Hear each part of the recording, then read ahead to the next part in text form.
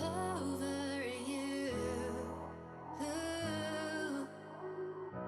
over you.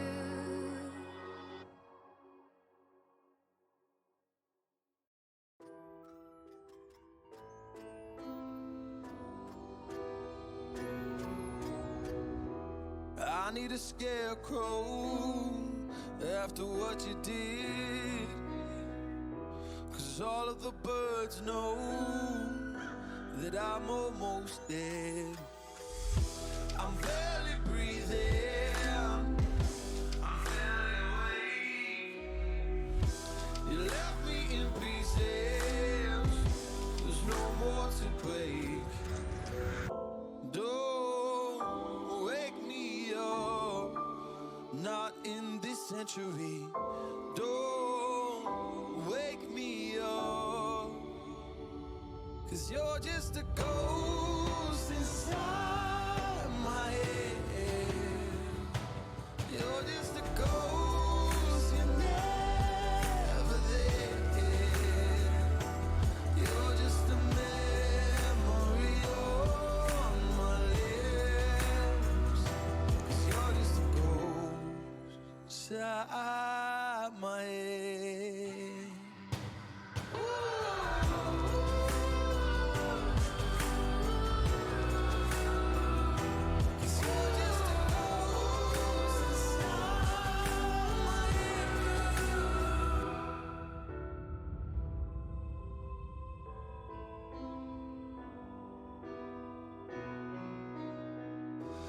I need an angel after what you did, 'cause you were the devil, you messed with my head. You lied to my mother, you lied to my friends. You said that you'd be there, but this never ends. Don't wake me up, not in this century. Don't wake me up, 'cause you're just a ghost inside my head. You're just a ghost, you're never there. You're just a memory on my lips, 'cause you're just a ghost inside my head. You're just a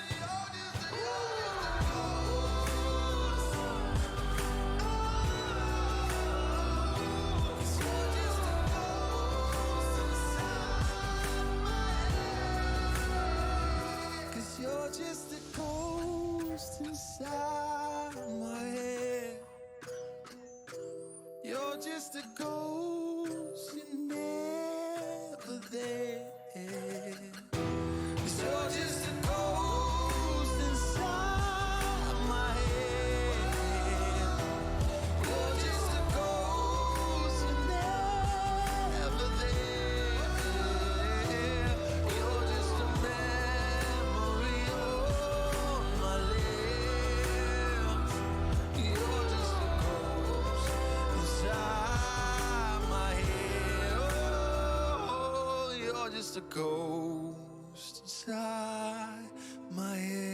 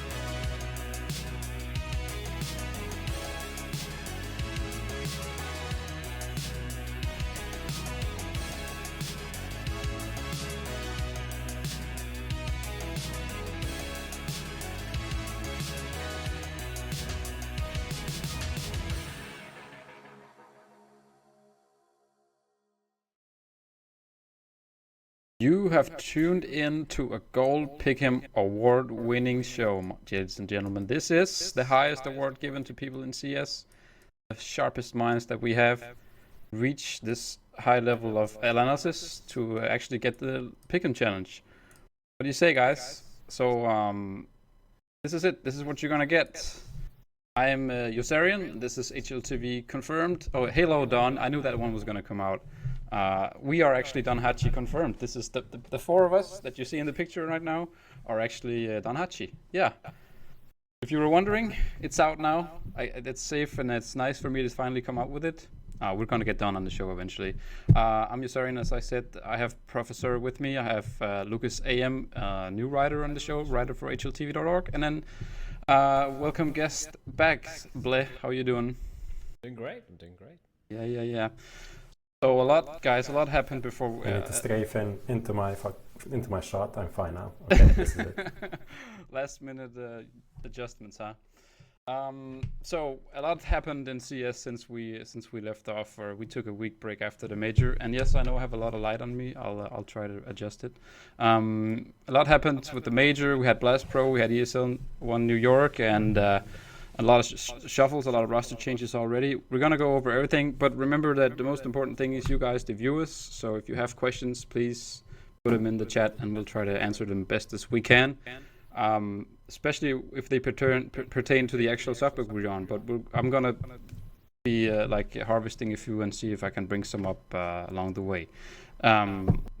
Lucas, you're actually at New York, so we're going to be talking to you a little bit about, especially you can see the second and the third subjects that are on the line. But let's start out with, I guess, the most obvious team to talk about in Counter-Strike, guys. Astralis. They won the major pretty convincingly, didn't lose a single map at the playoffs, and then went ahead to Blast Pro Series, refresh his own tournament actually, just a few days later. What's there to say about these guys now? I put the question in the box there. Can we finally call an error? I think we can, right?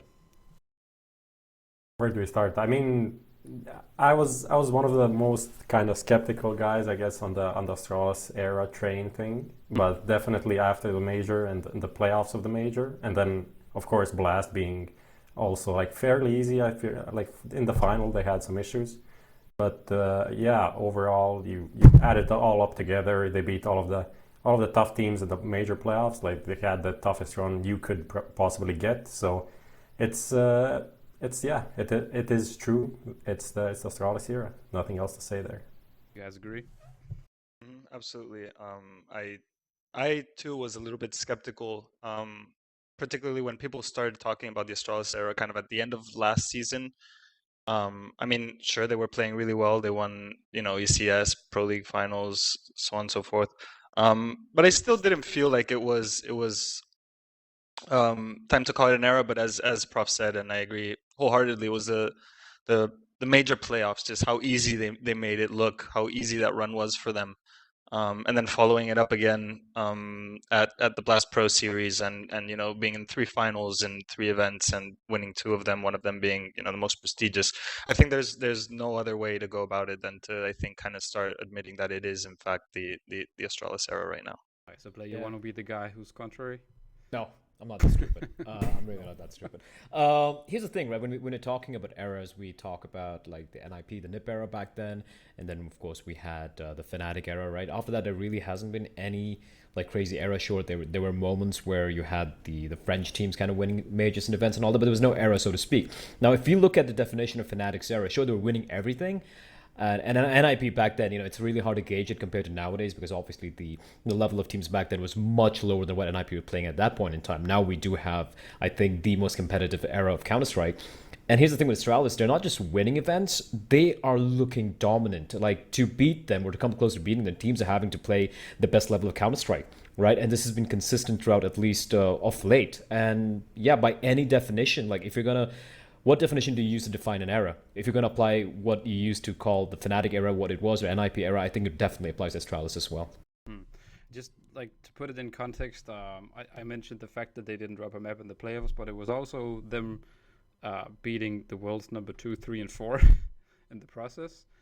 And of course, also subsequently winning their opponent's pick every time, which I guess is probably one of the most important facts, apart from their utility usage and the star players, is the map pool, right? I mean, who really has a map pool that's as strong as them?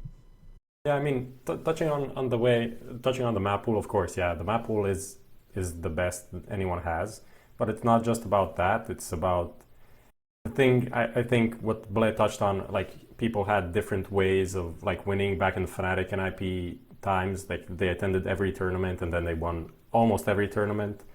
With Astralis, it's a bit different, and that's the reason why I was kind of reluctant to call it like Astralis era, because every second event they would skip and then someone else would win it. So it kind of didn't really look. I mean, it looked dominant when they showed up to the event. They came and either won it or like top 4 in the worst case. But they skipped so many kind of events that other teams, they looked fairly good and looked good enough for me not to think like, okay, Astralis is like 10 times better than them. Because if they were, then they would just attend every event and beat everyone at every event. But they didn't do that. So it's a kind of specific situation. But I think that they showed with Stockholm, they were second, and then the major that lasted for 3 weeks straight after that, and Blast. So they're literally 5 weeks of events. I think that during this they showed that they can, even if they wanted to really assert this, like push themselves to the limit and just attend every tournament, they probably could, but it wouldn't really lead to anything good. I guess in the long run, it would probably just be detrimental to them.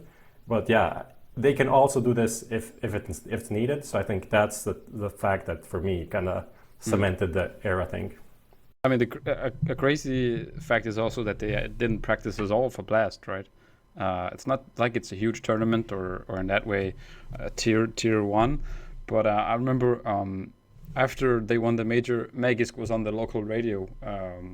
I was listening to that because he's from the same city as I live in, and they interviewed him about, so okay, you came home, did you have time to celebrate with your family and friends? And he was like, no, I slept for 14 hours before I came to this radio channel to talk to you guys. We didn't really do anything.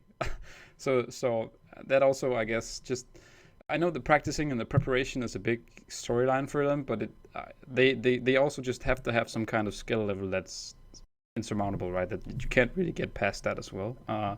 And also the fact that they practice apparently so much that they can go for a week without playing and still beat MIBR in the best of 3, right?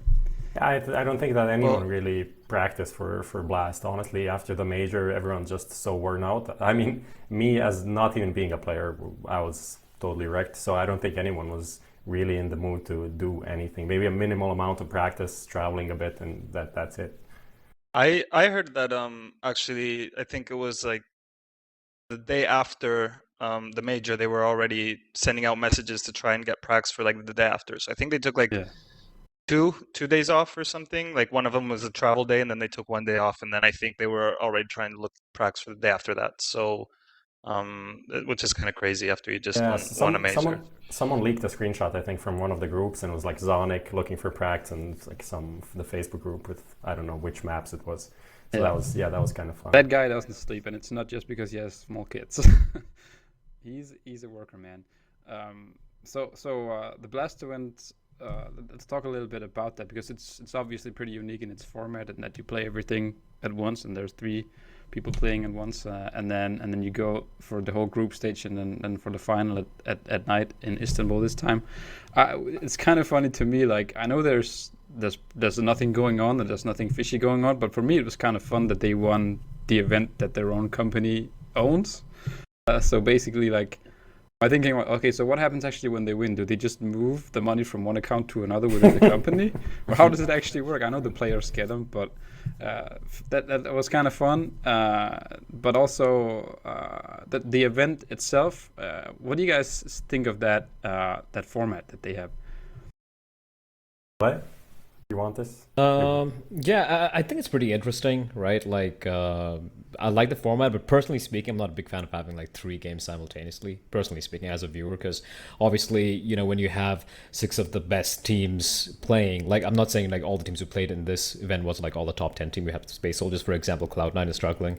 But apart from that, like, if you have, let's say, the 6 best teams playing in this format, there'll be 3 games happening simultaneously. As a viewer, personally, I like to see each and every game. Like, I want to like really involve myself in watching it, right? And when the 3 games happen simultaneously, it kind of gets a little too much, personally speaking. But I like the format. I don't mind a round robin format. It does have its pitfalls. We all know about it. Like some matches, I think the final game was irrelevant, right? I think because the finals were already decided. I think it's a cool format, but I would like it to be spaced off a little bit more, maybe one extra day, so that we can actually enjoy all the games. So we have a lot of questions in chat. Please keep them coming, guys. It's awesome. Actually, two guys in a row, I think, without knowing it, want to know if there's a chance Device gets the #1 spot over Simple, and that's actually something I remember asking him, Device at ECS. Will your Astralis have more in total than Simple will have? And I guess he's now. It's actually more. Will he have more? will he himself have more MVPs, or at least become #1? Lucas, what's your take on that? Yeah, I mean, I think there's still time for the race to keep going. It really looked like Simple was at the beginning of the year kind of running away with it. Carrying Navi, even losing finals, still getting the MVP, which we saw a couple times. But I think, Device has been playing really well. Astralis has been winning a lot of events, and of course, winning events is going to help your star player get more MVP awards, right? I mean, there's no other way around it. So yeah, I mean, I think there's definitely a race there, and I think we'll just have to wait and see what happens these last 3 months. There's plenty of events still ahead, and there's still a lot of Counter-Strike to be played. Yeah. Astralis actually pulled out of one of those, right? Yeah, I was just looking at Epicenter. that. They pulled out of Epicenter, and now they have Blast, Copenhagen, they have IM Chicago, and ESL Pro League finals if they qualify, and that's practically it. And ECS maybe. So that's They probably won't pull out from Blast, right? yeah. So that's like 4 events that they can theoretically play and win. So yeah, I guess it's still kind of open. That's a bunch of events and a lot of like big events. Let's say maybe Blast isn't that big. I would say just because of the format, if nothing else. Maybe the teams are there, but the format is kind of, can't really say like winning one best of 3 is the same as winning like an ECS or like a ESL Pro League or whatever, where it's a lot more to play. But yeah, I guess there's still a theoretical chance, even though Simple has been so good throughout the whole year, and even I don't see him, even if they don't win, like even if he doesn't win MVPs and they don't win that many tournaments like as Navi, you're still gonna put up numbers. He always puts up numbers. Even in the final against Astralis, where he kind of had a weak game, he still ended up with like 1.10 rating or something like that. It's just kind of insane. Yeah. So a thing that the desk specifically was talking about when they won, I think mere seconds after they actually lifted the trophy, was like their limit. Since not many at the major, and you'd presume that they prepared for that more than anything, right? Not many teams actually challenged them, especially since they didn't go to 3 maps in the playoffs at all.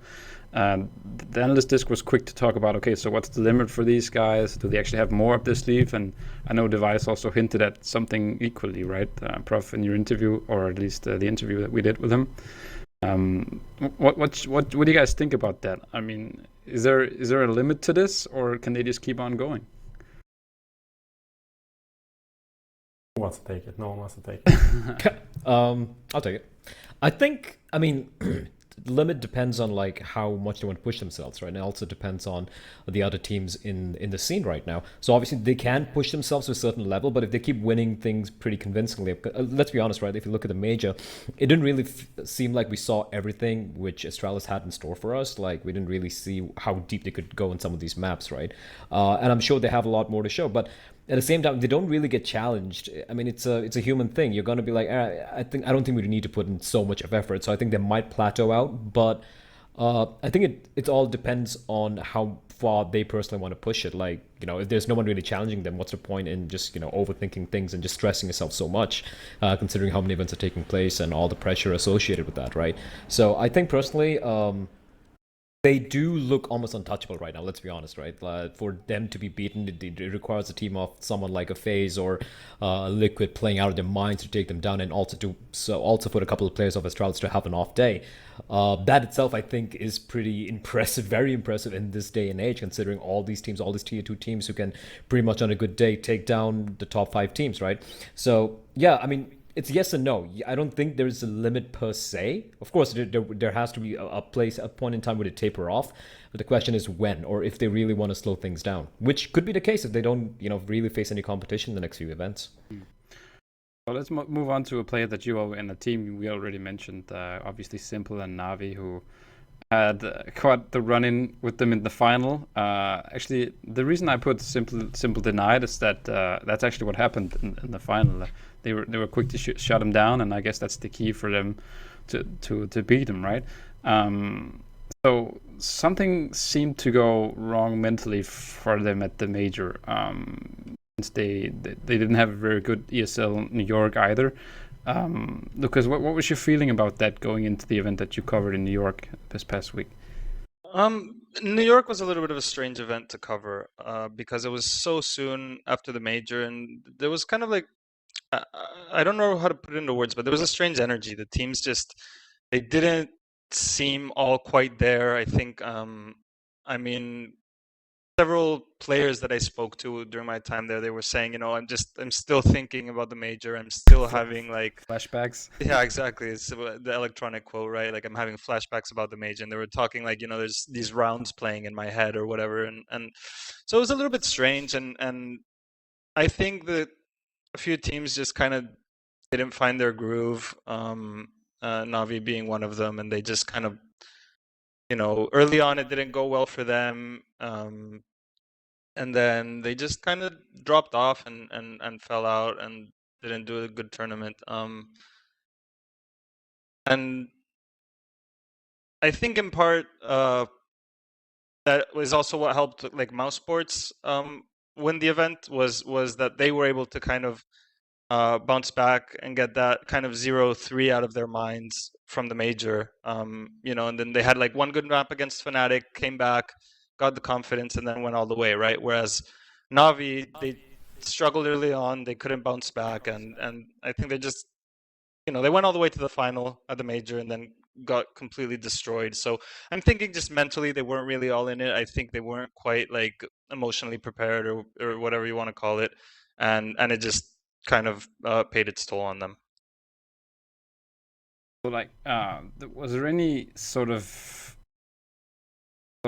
idea, or what did it show on them that they weren't really? I mean, obviously the electronic code speaks for itself, right? Having flashbacks to an event 3 days ago, but what really what happens to the team that's obviously in itself pretty emotionally controlled, right? You see them sometimes being pretty heated up during rounds and stuff like that. Is this a team that only plays well when everything's like rolling for them, or are they professional enough to kind of get over it? Well, I think Navi have a very classic problem, which is they rely too much on their star players, right? I mean, when you have a team that just relies on the star players going off, you take away Simple having a good game, you take away Electronic having a good game, and then you're kind of relying on some of your other players, which, at the major, one of the big things they had, Edward was playing, quite well on certain maps and kind of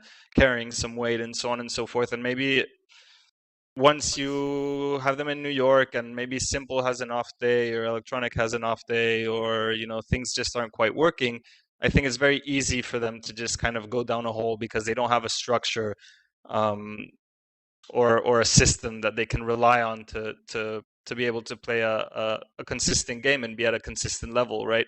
And so if Simple isn't kind of doing his magic, then they hit walls sometimes, and I think that's just what happened in New York. I mean, generally, it's hard to kind of fault them for not being good in New York, just because the way they lost the final wasn't just that they lost like a narrow game; they just didn't show up as a team at all. So, especially like Navi lost like a couple of them in the past. Simple lost one with Liquid as well, and it felt like they kind of are at least near the level. It wasn't like a massive underdog story going into the final. They even beat Astralis like in Cologne. So they had all of these things going for them, and then they just lose. It looks like they're not even close to winning it the way they played, and they feel like so far away from the goal that is winning a major that they kind of, everyone except Zeus wants in their career.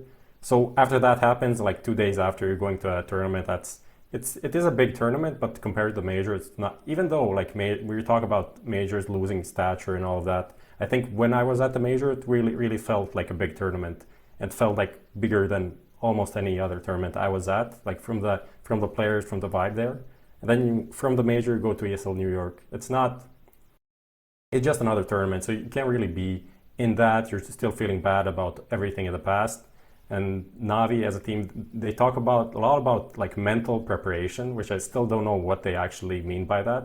It seems like a weird term that they use. Like every time they win, it was good mental preparation, and if they lose, it's bad mental preparation. But they don't have like as far as I know, like a psychological coach or anything like that. It's just like them talking and finding a nice groove for themselves going into the match.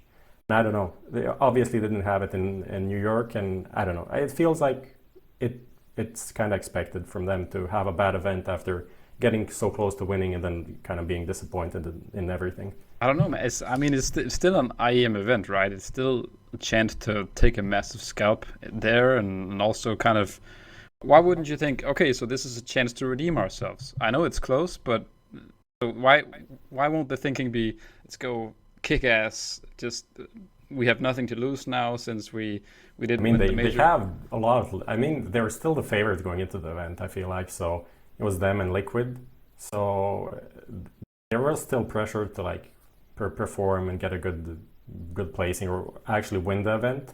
But I don't know, it's a lot about like the mental attitude that's hard to like get in the right mental, hard to get the right mental preparation, as Navi would say. Just to like add to that would be like, if you look at historically, at least in CSGO, if you look at the amongst all the top 5 teams, right? I think the team who has always looked mentally, I wouldn't say weak, because they can perform really well as well, but when things aren't really going, they just seem to shut down. I'm talking about Navi, of course. And apart from, of course, like, let's say the old Envious lineup, maybe those guys used to have some issues, but you don't really see this from top teams. You don't see this from the likes of the old Fnatic, for example, or NIP, or Astralis for that matter, or even Liquid. Like, when the going gets tough, these guys still try to communicate, they still try to get things going, still put up a fight, but sometimes just seem to kind of shut down. I forgot, I think it was at a major, was it the finals? I forgot which event it was, where I was just watching Navi, and they're taking the tag timeout, and they weren't speaking. No one was talking. It's like they needed to take tag timeout just to like keep quiet and just cool down, right? And that's so strange, especially for a team that's supposed to be the second best in the world right now. Yeah, I just don't see a team, even though they have Simple and Electronic, and that's obviously a pretty decent duo.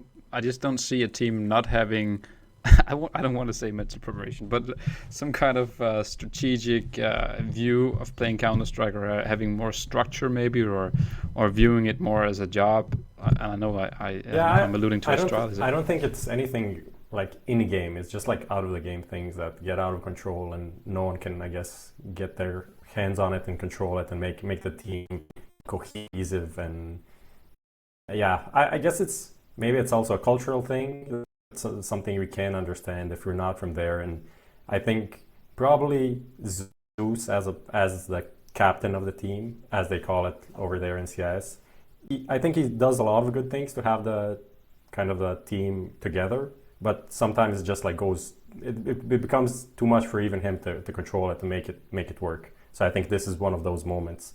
And just comparing them to Astralis is just like a totally different beast. Which is kind of interesting, and why I like the current phase of CS and where we are right now. There's a lot of like different teams with different pluses and minuses and what they bring to the table. Astralis kind of has this deep preparation, always communicating, nothing can phase us. Like, I remember back, what was that? I think E-League Season 3, or was it Premier or something, when they lost in the final. And after they lost, they were like huddling up, like not celebrating, but they were like being together and stuff like that.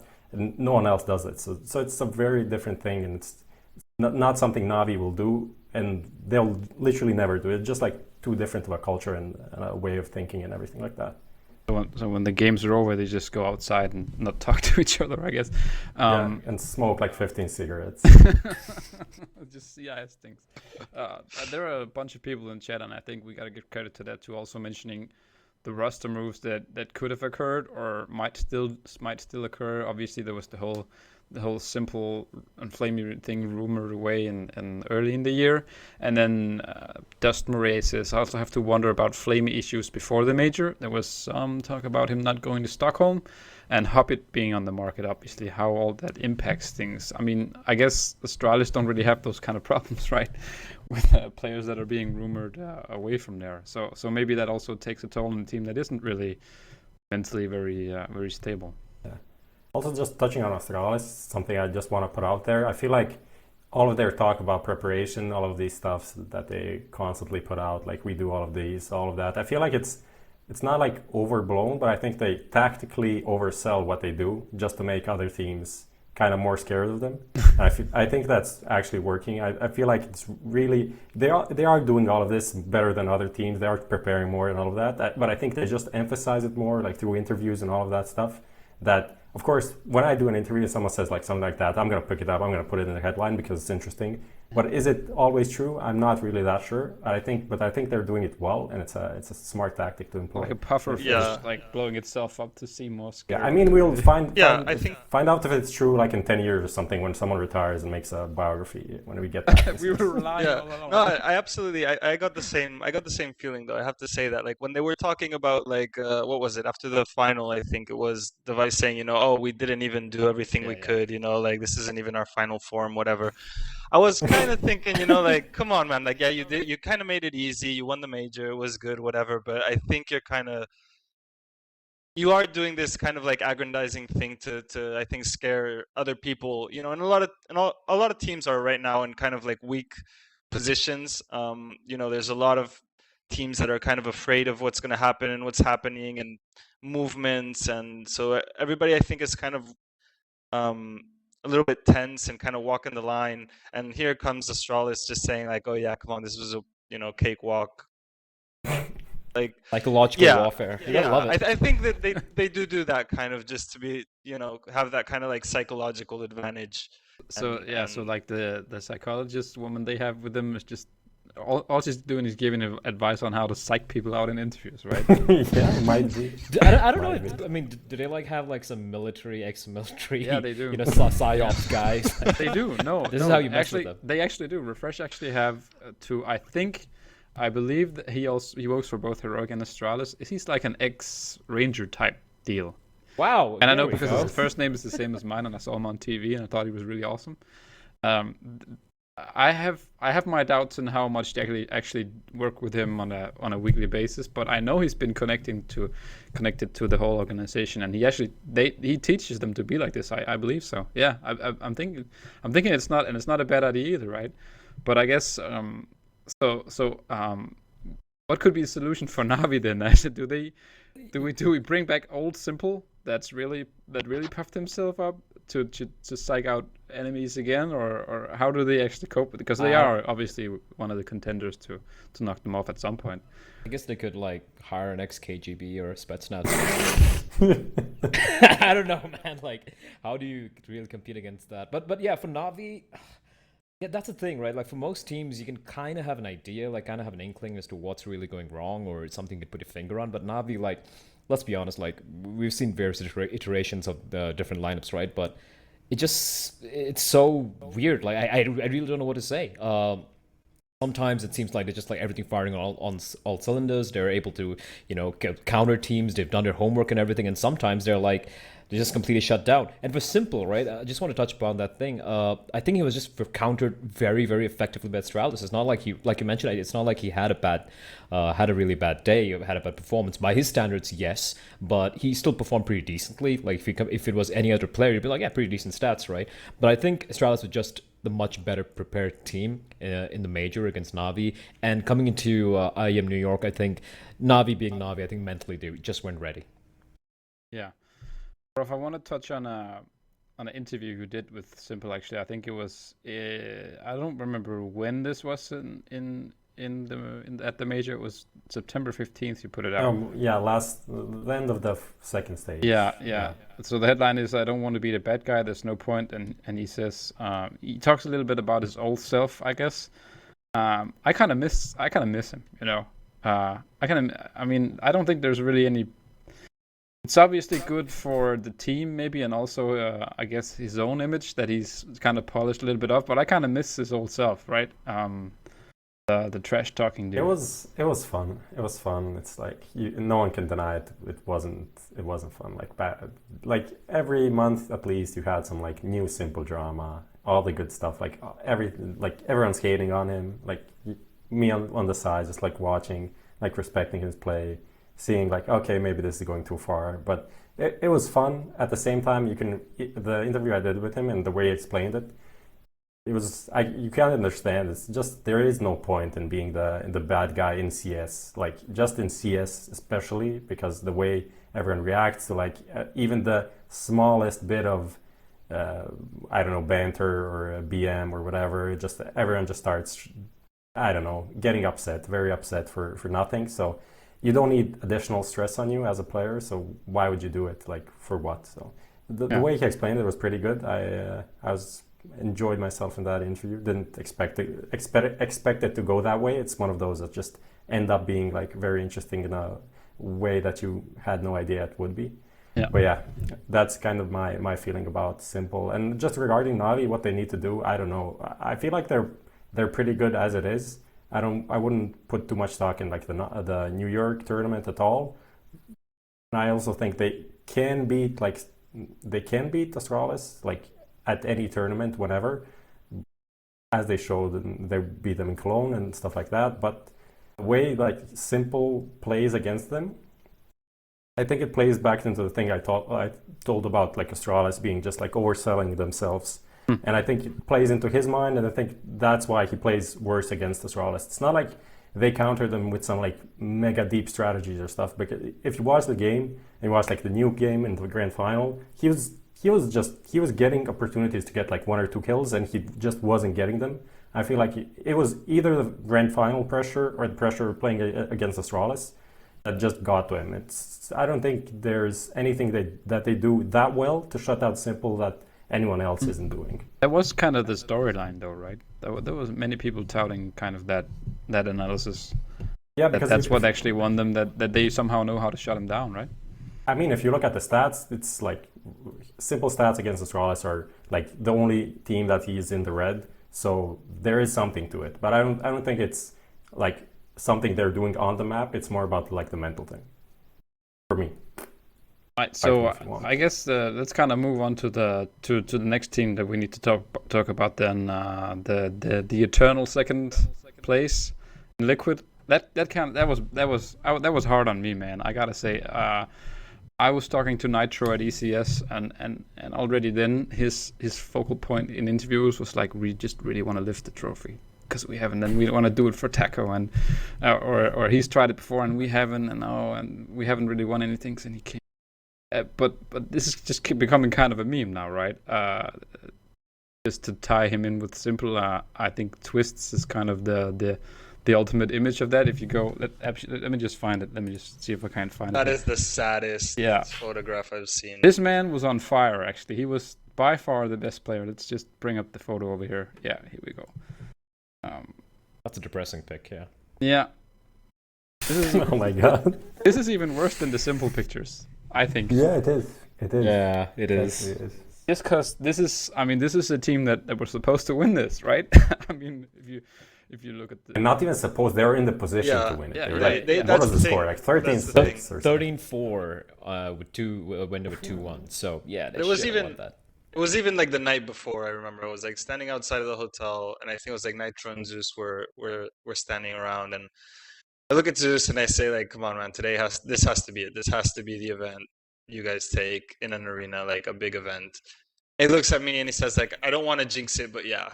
Like I think they were completely prepared, like to take that. They were in the position before the final. Just Mouse Sports. They kind of like they were going from less like from worse to better. I think during the event and so on. but it was Liquid's. Like they had just everything going their way. Like the team was happier, like the mood was better. Mouse Sports still had like a lot of doubts and a lot of questions, and it was the home crowd. Like there was everything. It was like everything was there for Liquid to take that trophy. And looking at Twists in this image, you can see exactly like how wrong that final went.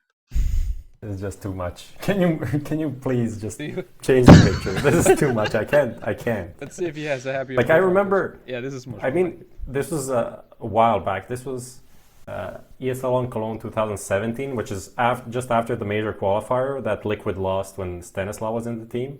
If you remember that event, and it was they lost. I don't even remember to who, but it was a big disappointment that they didn't go to the major.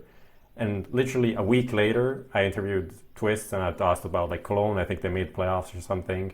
And then I like casually, like to finish it off, I'm like asked him something about the major qualifier, and he was like, literally, you can see in his eyes, he was like broken still, like a week later. So I can just imagine how he felt at this moment when he was literally did everything and still they still lost. They can't win. They can't win a title. Like yeah. By the way, you at have this to point, remember it's that, like. Yeah, we have to remember that we're also people, and we are the ones who actually have to. I don't know how this conversation went. I want to know. Actually, I didn't ask. I guess this was who was the photographer here, Lucas? That Mako? was Mako, yeah. Yeah. I don't want to be that guy, and it's happened 3 times this year, right? Because what happens is usually the photographer will give him the MVP, and they won't know until we actually get there. And then there, I presume I only saw it at ECS where a device won, and he was kind of obviously very happy about that. I want to know the story behind this one. I wonder how that conversation went. Yeah, I have no idea. I wasn't actually there. I was transcribing the winners interview while this happened. But yeah, when I saw when Mako came back with the camera, hadn't uploaded anything, just looks at me and he says like, dude, this is like the most depressing image like I've taken or whatever. This, like... Doesn't he like ask him to like say cheese or something? I mean, and the second I looked at it too, I was just like, oh my god, I'm getting sad just looking at this, like really like deep, you know, like to the core of my being. And yeah, it's tragic. I remember the second time it happened for Simple, Bircho, our photographer there, was like, so what he said was like, are you kidding me?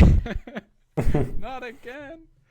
But Simple handled it like a champ. Like he even did the MVP interview and all of that. Even though you felt like he just doesn't want to be here or anywhere, just wants to like be in a hole for like 5 hours or something. But he did it, like he handled it. Oh, that's why when Twist won the MVP, I just messaged like in our Discord. I'm like to Lucas, like, this is gonna be the worst interview ever. He's like, we're just gonna focus on the winners. It's like, okay, you dodged the bullet right there. That would be so bad. Just so I mean, awkward. I did Simples in what was it? I think it was in Marseille. Yeah, you just open it now. Oh my god, that was bad. Yeah, it's just like, why, you know, it's just like why are we doing this? Just let me go. Like I don't.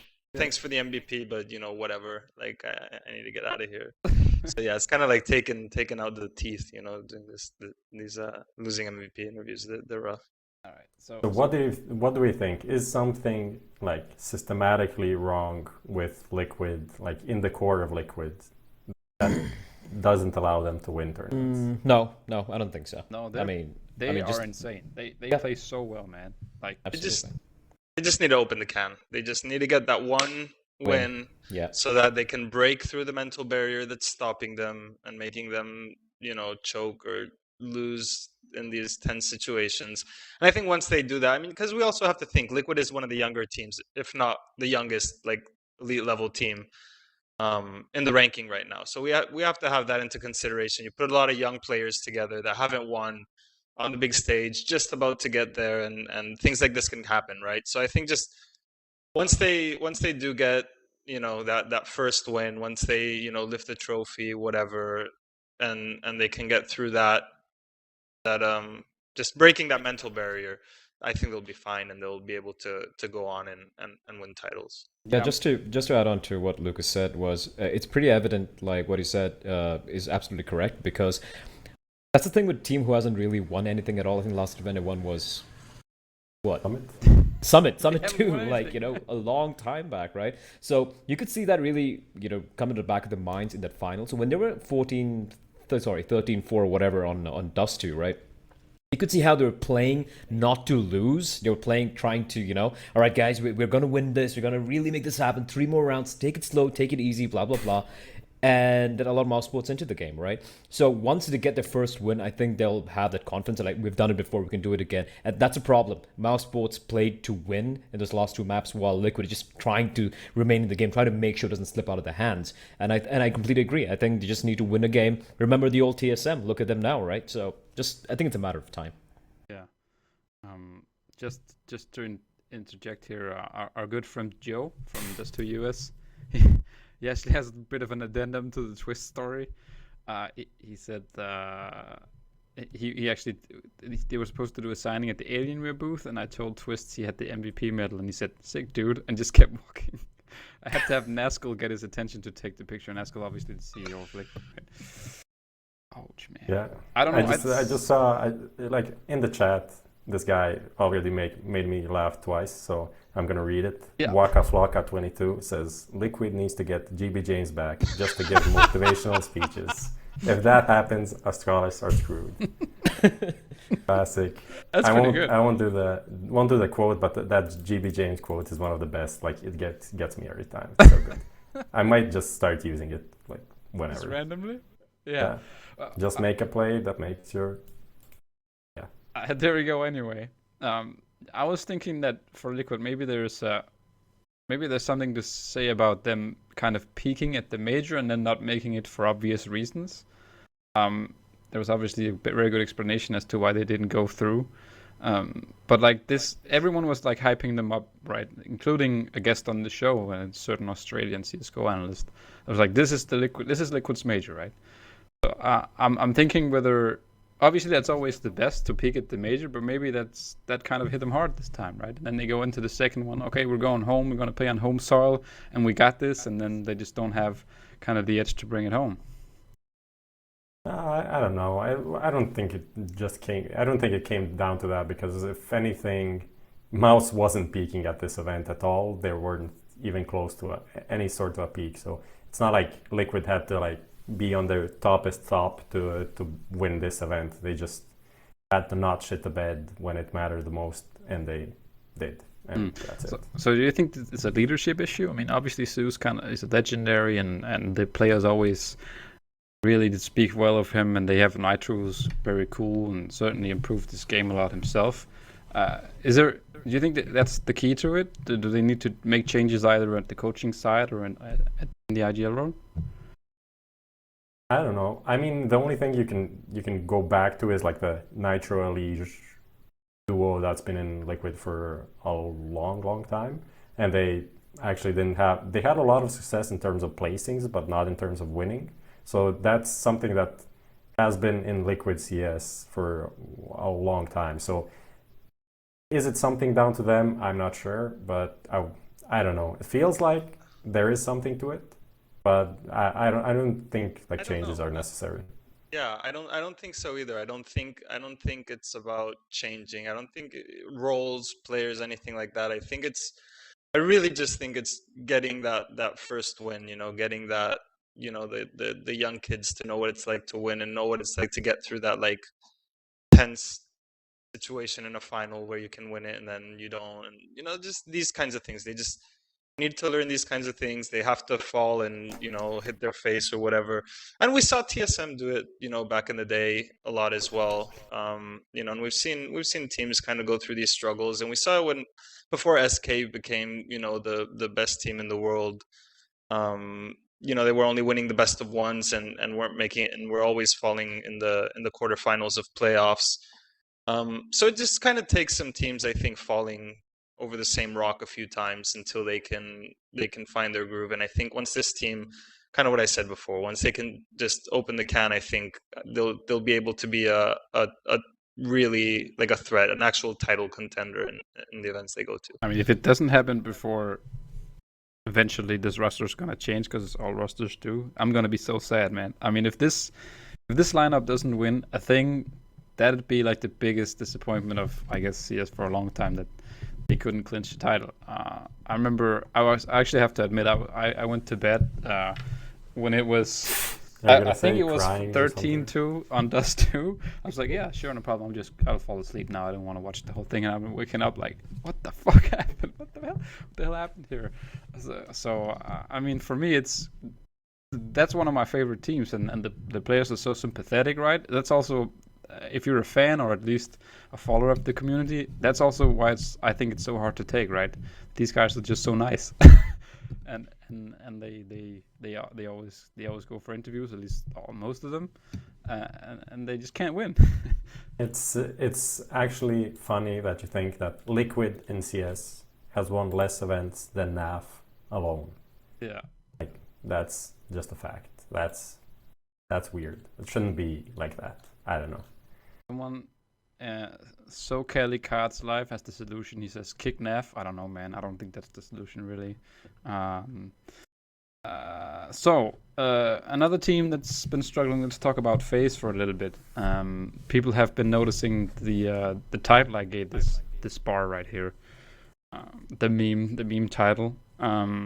Lucas, you were obviously in New York as well for the FaZe Fall Flat again, or at least at this event. What was that like for you watching this, I guess, superstar team not perform? It was like watching a train wreck. It's just, I mean, there's no other way to put it. It's like one of those like grotesque scenes that you don't want to look at, but you can't look away kind of situation. And they took it rough too. I mean, they took it really rough. They were there to win it. Like they were. And I think they were probably the team there that had the most to win, for several reasons. One of them being the Grand Slam. Like they have 2 right now. They'd have 3 and like a bunch of events to win the 4th one. So if they still, and let's remember before they lost it in Cologne. That was like, they were saying like this was as important as a major for them. They really wanted to win the Grand Slam. This was like a huge goal for them. They failed to do that. And I feel like here it was kind of like their moment to redeem themselves. This was kind of a make it or break it tournament for them. And also it's like the 1-year anniversary of like their crazy run at New York in 2017, where I think only one team was able to get more than 10 rounds in a map off of them in the whole event. And that was like their 2nd event as a team together. And then they went on to win another event after that also, without dropping a map. So for them, it was kind of like, it had to be the moment. Like New York had to be kind of this catalyst for them, for things to work. And it was very clear when Nico said like, oh, like we're changing things, Kerrigan's not going to be the IGL anymore. And we're shaking things up. You can really tell it's like a very dire situation for them that they've reached, which is kind of forcing them to have to start thinking about different things, right? Like things aren't going well, they're unhappy, and you can especially see it when they're going to an event and they really have to win it, and they go out in the way they did. It was rough to watch, and it was like a house burning down, really. You obviously did the interview with Nico when he said that. So what was the feeling kind of like that? Did you catch any sort of subliminal messaging in what this means for the team? Because if you don't have Kerrigan calling for the team and he's doing it like he did before, and he did in Mouse, then what? Just one thing, like at New York, Kerrigan was back to calling. Like that's a thing that kind of flew under the radar. I feel like, at least for people that didn't follow that early, I guess. Was it Kerrigan calling? Yes, no? Okay. Yeah. Kerrigan was calling. Yeah, they said that they like made a pact, let's say, before the event, and they said, okay, Kerrigan's going to call this event beginning to end, no matter what. But then Nico mentioned on the interview that he'd be back to calling or something. I could be. Yeah, that's moving forward. Right? Yeah, I mean, that's the thing with FaZe, right? Like, if Kerrigan's not going to be calling, I don't see him sticking around the team anymore, right? And here's the thing with FaZe. The last 4 events, they haven't made a top 4 in any 4 of them. That is not expected of a team like FaZe, right? I think with Stockholm, E-League Premier, then we had Stockholm Premier, then we had the FACEIT Major, and then of course we had ESL1 New York. And yeah, not top 4 at all. So things have to change, I guess. But with Carrigan getting kicked out, that's the thing. I think we're going to be talking a bit about that. You can see at the bottom, shuffled season, but I don't know. You can talk about it now. Yeah, I mean, I'm not sure. Like, what are they going to get? Is Nico going to continue calling? Then, are they going to pick up someone? Yeah, that's the question. Yeah, I think that's the question on everybody's mind, right? I think that's what everybody's thinking. It's like Kerrigan was brought on to be the IGL, and if he's not doing that, then what's the point, right? What are you going to try to do? So I think everybody's thinking kind of that same question, which is, does that mean changes are coming? And it feels like, I think it's very possible that things do change in that FaZe lineup. I mean, obviously nothing's set in stone, and Nico did say in the interview that it's very unlikely that we don't make changes, but I think if something presents itself, if an opportunity presents itself, I think it'd be really hard for them not to go ahead and make a change. Just having Kerrigan there and not be the in-game leader, you feel like there are so many players that are individually better than him that it's just such a waste for a team like FaZe, that especially an org like FaZe that showed that they are not afraid to like buy out anyone. It just feels like such a waste. Like why would you have Kerrigan there and not have him call, like have Nico call? Doesn't make sense. I honestly feel like it's gonna go down to like the Fnatic post Pronax road. They just like kick the in-game leader, bring in some good fragger, and then work with the basics that they have, like the what they have set from the Kerrigan era, and add just more firepower and see how that works. That's not how he calls though, Nico, is it? I mean, what? That's not how he calls Nico though, is it? Or at least historically, I know, but they have like they have a foundation of how to play CT sides, how to play T sides. I mean, it's not like Kerrigan calls like some super in-depth strategies and stuff like that. They still play pretty simple, and some of their best events have been like when they just started playing together, when they just played explosive CS and stuff like that. So, and this, I don't know, I feel like they're just gonna pick up someone that's pretty good, like someone from Mouse or some like a semi-star or a star from a top 10 team, whoever feels like his team is not really good at the moment and who can be swayed to join FaZe. And I think a lot of players would be up for that offer. And how it will work out, I'm not that happy about the idea just long term, but I think short term it will be fine for them. I'd love to see FaZe just like throw all their money at Navi, get simple, and create this abomination. And just like, just go all out, just say fuck it, let's just go for it. But yeah, might as well get Electronic at the same time. Yeah. Who would you remove for Electronic though? Probably Guardian if you want simple top. But that's the thing with Electronic though, right? I've always noticed, I mean, I'm going off on a tangent here, but that's the thing. I think him as a player, he really gets helped out by his in-game leaders. You saw this when he was playing in Flipside as well. And then, of course, when he came to Navi, it took Zeus a while to, set him up in the roles where he's comfortable in or where he can really be useful. And he's really showing right now. But yeah, I think him in particular as a player, if there's ever going to be roster shuffle, if Electronic's ever going to get picked up by a different team, I don't expect to see him reach the level he's at right now. I think it takes time for in-game leaders or good ones to really figure out how to fit him into the system. So of all the players which potentially might leave Navi or might join some other team, I think Electronic would be a risk, so to speak. Completely unrelated tangent, but at the same time, like his English isn't that good as well, so that would be also a pretty rough thing for him to adapt. Like, I mean, he can talk, but it's not great, so he'll need some time to work on that still. But he is young and he's willing to learn, so he'll be fine in a year or so. I guess there's always also the option to bring in a new in-game leader, right? But is it a real option? Like, who can you actually get? But that's the thing. If you're throwing money at Simple, then you can do that, which they can if he wanted to.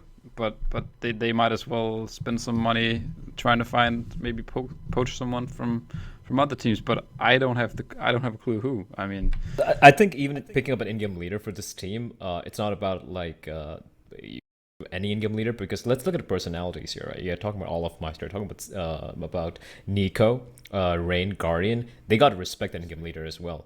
I think that might really play a factor here, where they'll be like, we're not going to listen to you if things don't really work out. So I think it's a very, very tricky question who they're going to pick up. I don't think it's just pick up some in-game leader who's in the market right now just because it's available.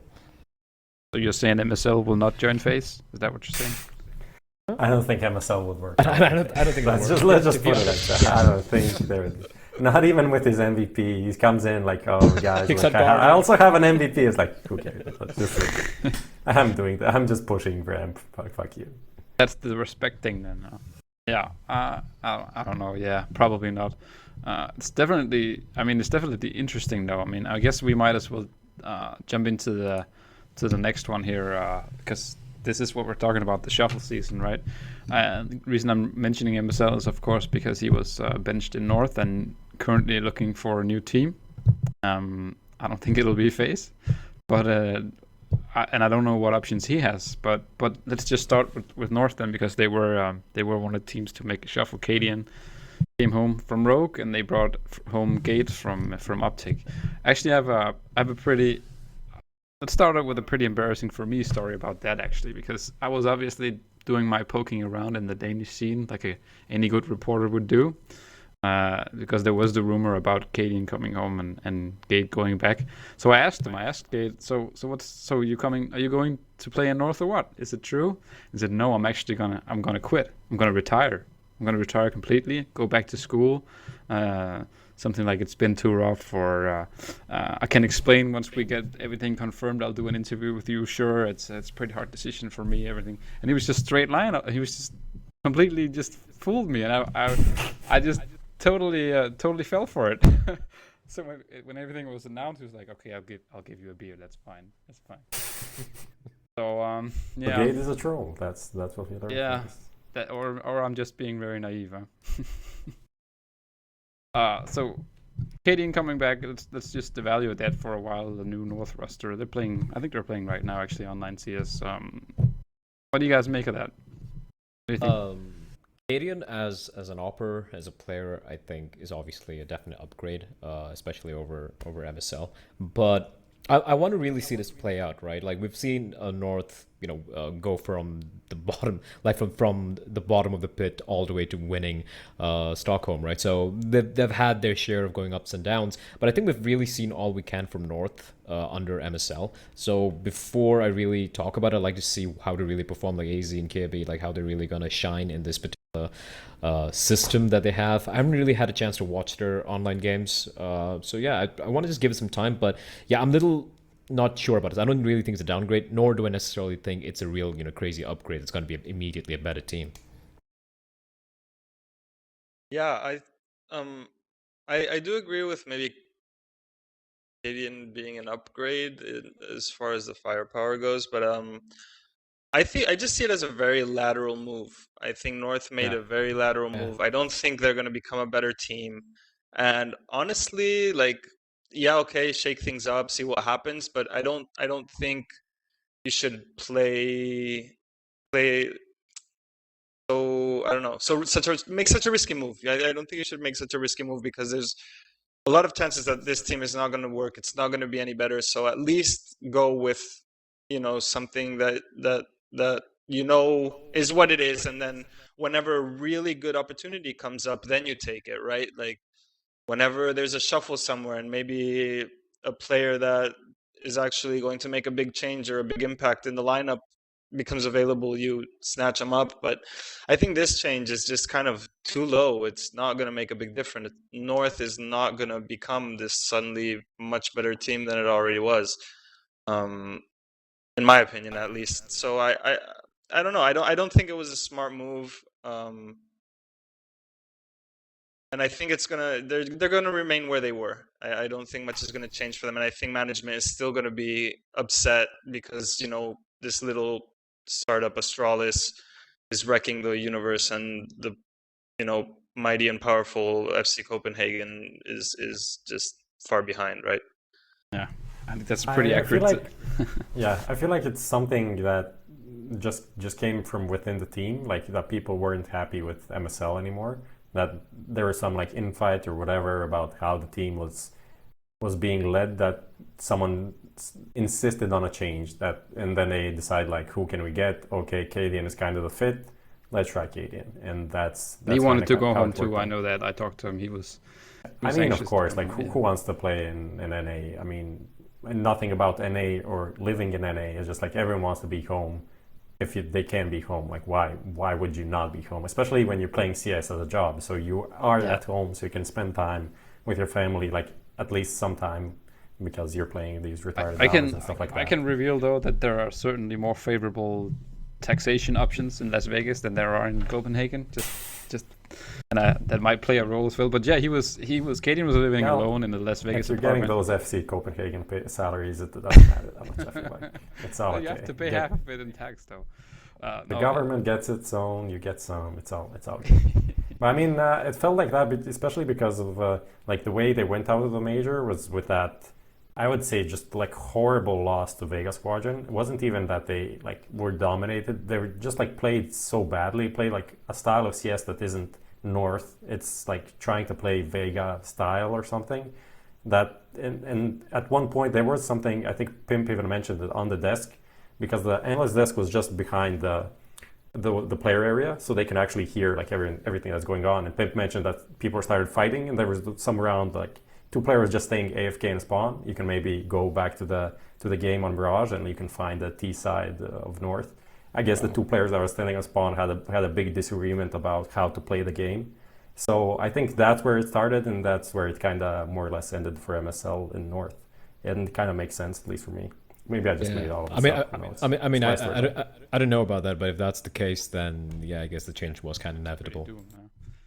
I liked the meme though that everyone was talking about MSL was kicking the best player. They had Config and Magis, and now he kicked himself because he was the best player after they won Stockholm, right? I don't know. That's about a good that. meme. That's Yeah. a good meme. That's a good one. So, for those of you that didn't see it, there was a small poll in the screen here. Should FaZe kick Kerrigan was the question, and overwhelmingly, yes, chat believes they should. I think it was 70% for. So, yeah, I think we kind of already went over this, but FaZe obviously will be probably part of the shuffle season, I guess, soonish. People are mentioning, just to stay on them for a little while longer, people are mentioning like Crims. I saw them mentioned a lot. I don't know about that. I guess he could be kind of a fit there, but I don't know. Will he leave? Do you think his team? I don't know. It's a massive speculation at this point. Yeah. But would he fit in? I think like if you're talking about just who would FaZe get, like if I were picking, I would go for either like a Crims or a Sunny. That's for me like the two best options. Robs is pretty good as well, but he still has like school and stuff like that. So I think that could irritate some people. Even though like FaZe has this thing about them that they don't like to practice that much. They just like to play events and stuff like that. So maybe they don't mind. I don't know. Not sure about that one. But for me, if you want to get just a fragger, those two are the best. Now I'd enjoy having them on FaZe. What about your boy Isa, Prof? Like, yeah, we obviously did a longer That's interview too with. big of a step for someone like Isa, I feel like. Huh. He's just like not on the level. He's like on the level to maybe get in a mouse sports or something, but not even that. I feel like both Isa and Voxic have like 6 more months in Hellraisers at least to get some of that, a bit of that experience and learn how to play and be a professional and stuff like that. They also seem kind of content, I guess, under Angel and Donta, right? Who else? Which I guess there is the Flusher thing. I guess we can't really get around that, and we don't want to. That was kind of a bomb that got dropped. What do you guys make of that, Lucas? What do you think of Flusher going to NA to create a new version of himself? I think his wording was.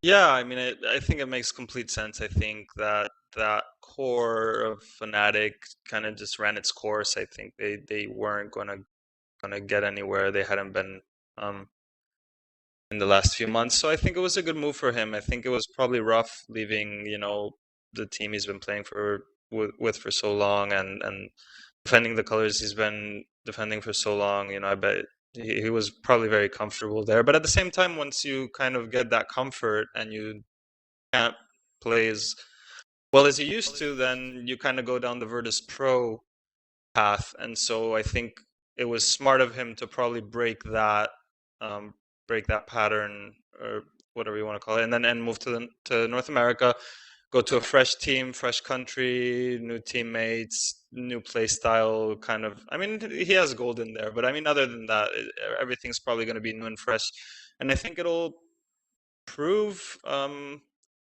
if he can still play there or not. You know, to still play at like top level CS or not. If he still has what it takes to be one of the main competitors and go back to winning again. So I think it was good for him. I think it was also good for Fnatic. And I mean, I was talking to JW the other day in New York, and you could see it was really sad for him. You know, it was really sad for him, and I'm sure it was sad for Flesha as well. And it's an emotional moment, and I think a lot of people picked up on that. But I think it's the right move to make, so as to not become stale. Yeah. So I have the interview here. Talking about what the issues were. He's like, it's pretty hard and complicated to explain, and I don't really want to go too deep into it because we have so much more than just the game between each other. Ooh. That hit me, I guess, right in the heart, huh? The feels definitely feels. Very emotional. Yeah. Goes back to like the 2013 major, JW Flusha, Devil Walk dropping his pants, all the good times. So I mean, Bleh, you're a big like Swedish Fnatic fan, so this must have been hard for you, like personally. How do you know that? I just maybe you tweeting about it all the time. When you're not tweeting about Ty Lewis. No, it's. I mean, let's be honest, right? Like they haven't been the same for a very, very long time. Sure, they won WSG and Katowice, but I think I agree with you guys that the ship's kind of sailed. You know, it's run its course. There's not much they can do. I'm pretty interested to see how Twist is going to perform. I think Twist is a definite upgrade over Draken. Although, to be honest, I really haven't seen Twist really perform, so to speak, recently. But that could also be because he really hasn't had that many opportunities. But I think he's looking for the interview with JW, I think it was, where he mentioned like, you know, we're actually more excited with the changes happening. I think they still need one more change to really click, right? But I'm looking forward to this lineup. I think, you know, instead of watching them fail miserably time and time again, it looks so miserable, at least there is some change, right? And I think, Cloud9 picking up Flusha was a logical choice, you know, rather go for someone experienced, a major winner, multiple major winner, you know, one of the most experienced players in the game to kind of rebuild that team again. At the same time, also for Fnatic as well, I think they needed some major shakeup to make something happen. So yeah, I'm not too disappointed. I still would love, you know, Swedish CS to get better again, but yeah, Dane's too strong. Yeah, like it always is. So what do you feel like? Is this for Cloud9? Is this the move that'll make them? For me, it's still kind of. I'm not convinced about this lineup. I mean, obviously, this is going to be some time before it actually clicks. Do they need to make one more move? I mean, kind of maybe seeing Skadoodle getting replaced again. Do they pick up Draken just to put him with Flusher? What? That's. Because I saw a lot of people tweeting. What's it gonna be, Fnatic Part 2 or something? Yeah. Get like Disco Doplan in there and like someone else that's not even, I don't know, Devil Walker. Devil Walker. I think that would still be an upgrade, like getting a Disco Doplan or even getting a Draken, right? Because Skadoodle has just too inconsistent as an AWP, as a primary AWP, as a star player, right? He had some great performances at a major, but apart from that, what's he done? What's he done the entire year after that, right? I agree. They still need some changes there. But you look at like players like Rush and Automatic, right? I mean, these are guys you see how good they could be. And I think, I'm not sure what they need to do. They need to still, I think, make the change, you know, replace Skadoodle, and then maybe make something happen after that. But yeah. I have a question for you guys, and that is, what do you make of the fact that, like, you know, two of the players on that lineup have talked about retirement? You know, like Skadoodle was going to go on retirement, and I think Automatic also said, like, if this team doesn't work, you know, I'll probably retire or whatever. I mean, at that point, do you think these players are motivated? Like, how do you make a team when you find like the players not being that motivated, right? Like, is there a future for these guys, or what do you think? I think it's the mentality also, right? Sorry, you were saying? Yeah, you just go.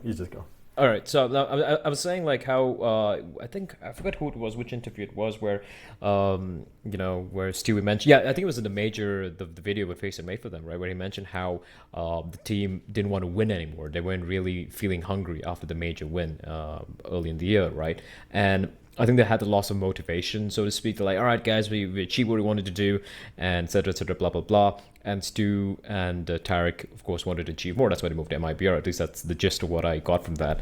And I think that, yeah, that's carried on. And then, of course, after that, the team have just started losing. And look, you can't really motivate someone to really play if they don't want to play, right? That's, in my opinion, that's kind of a loser's mentality. They're still pretty young. And if you look at some of the greatest players that we've seen, these are players who have grinded it out. They kept wanting to win despite the ups and downs. They need to prove themselves. And if you don't want to play, fine, leave the team. Let someone else who's hungry to play. I personally have no whatever for that. I don't care about that mentality. Yeah, and at the same time, there is kind of like this second tier 2 and 3 layer in NA that's coming up, right? You see teams like Ghosts and Rogue, I guess, also that are Pick them up, yeah.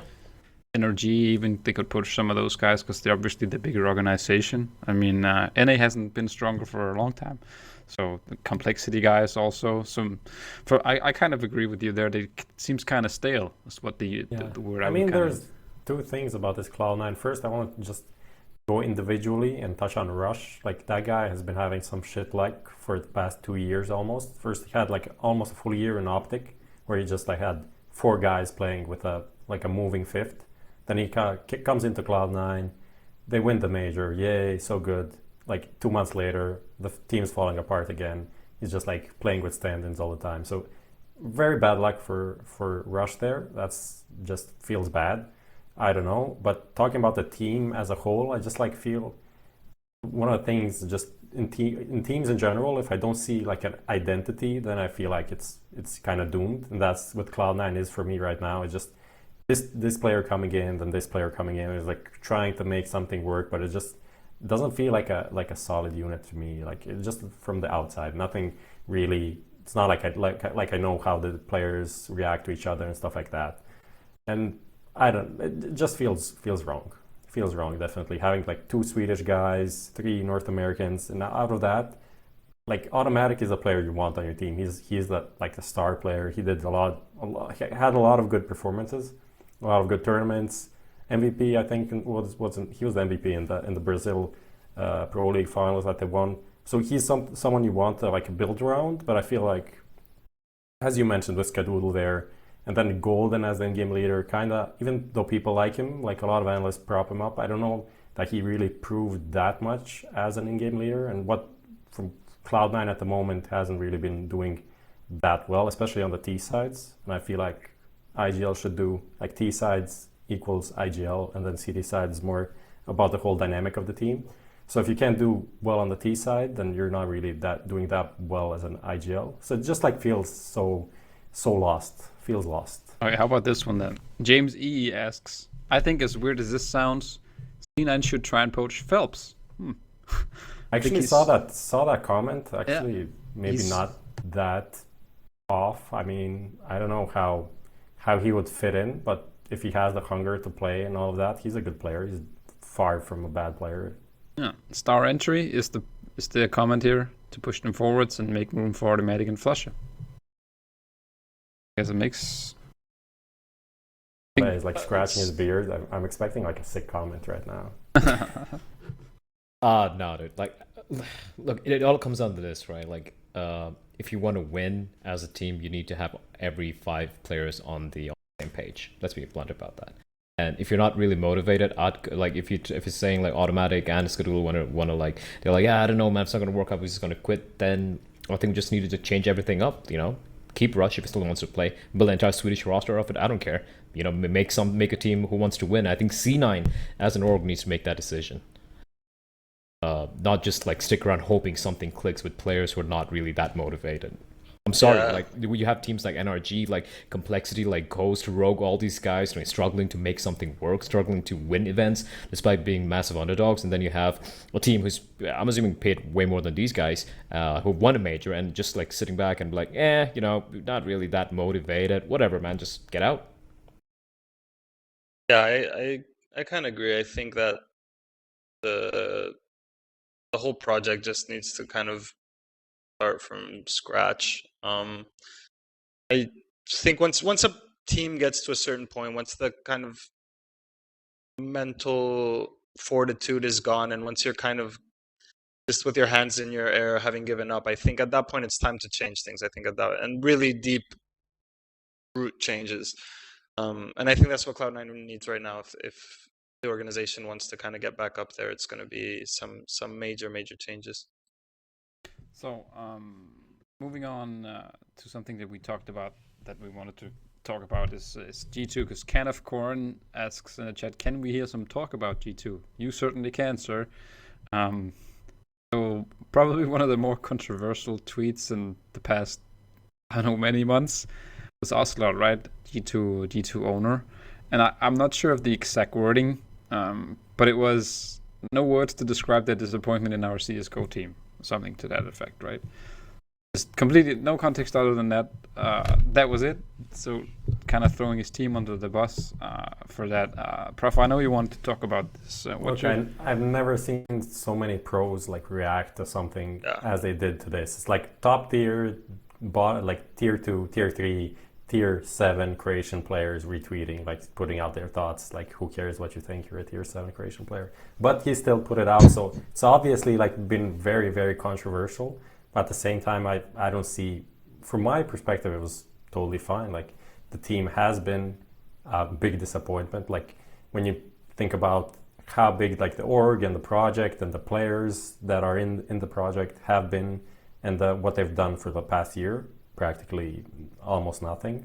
It has been a big disappointment. I don't see like our players like so sensitive that like this tweet is gonna, I don't know, it's just gonna ruin Kenny S for like a year or something. Like what's the point? I don't. Can someone explain to me like why is this so offensive towards anyone? Well, I just think it's more about don't like kick somebody when they're down kind of thing. And like they're your guys, right? Like you're like digging a grave for somebody, and it's like the people that depend on you. And so I don't know, I think it was kind of bad manners, honestly. And I think that just kind of goes, it's kind of the Ocelot way of doing things, right? He's like a businessman, and it puts out that kind of, I don't really care about my people, I don't really care about my players, I just care about, you know, getting the cheese. So I think, does it really mean that he doesn't care about? Like I don't get it. I mean, from the at least the League of Legends side, I just don't think it's from a human perspective. I think it's kind of. But don't you think that maybe the players lack the human perspective if they're like not being able to like do their job properly? Like right. Well, this brings another thing. Yeah, this brings up another thing, which is like, oh, I'm so disappointed in my team, and it's like I'm so disappointed in your management for allowing this team. To, you know? I mean. Yeah, there were a lot of comments like, dude, this is what you signed up for. That is true. That is true. When you put it like that, okay, that's absolutely fair. Like in the end, it does come down back to him. And I mean, from the start of this exact G2 lineup, I wasn't really sold on it. So yeah, that's a fair point.